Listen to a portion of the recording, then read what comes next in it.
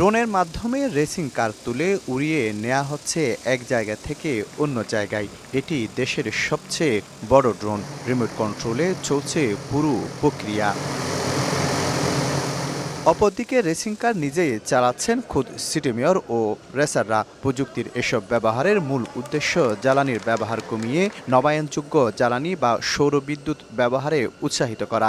এছাড়া তরুণ প্রজন্মের মাঝে রেসিং সংস্কৃতি গড়ে তুলতে শুক্রবার নগরীর জেলা স্টেডিয়ামের জিমনেশিয়ামে কার রেসিং প্রতিযোগিতার আয়োজন করেছে জেন্টু। ফিতা কেটে এর উদ্বোধন করে মেয়র বলেন, তরুণদের উদ্ভাবনী শক্তিতে বেশি গুরুত্ব দিচ্ছে প্রধানমন্ত্রী। আমাদেরকে অবশ্যই এগুলোকে উৎসাহিত করতে হবে। আমরা যদি উৎসাহিত না করি তাহলে আলটিমেটলি গিয়ে আমাদের যে ইয়াং জেনারেশন তারা কিন্তু বেশি দূরে এগোতে পারবে। থাইল্যান্ড, মালয়েশিয়া, শ্রীলঙ্কা, পাকিস্তানে খুবই জনপ্রিয় এই খেলা। ফুটবল ও ক্রিকেটের মতো এই খেলাকে জনপ্রিয় করে আন্তর্জাতিক পর্যায়ে বাংলাদেশকে তুলে ধরতে এমন আয়োজন। অনেকে চায় যে রেসিংটাকে ক্রিকেট ফুটবলের মতো ক্যারিয়ার হিসাবে নেওয়ার জন্য, কিন্তু আনফর্চুনেটলি আমাদের বাংলাদেশে আপনার কোনো প্ল্যাটফর্ম নেই যেখানে ওরা নিজেদেরকে প্রেজেন্ট করতে পারবে। গো কার্টে আমরা সোলারকে পাওয়ার হিসেবে ইউজ করেছি, সৌর বিদ্যুৎ ব্যবহার করেছি।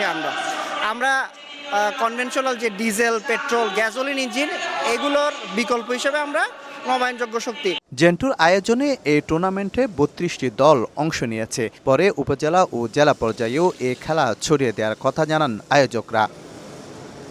শফিকুল আলম, সময় সংবাদ, চট্টগ্রাম।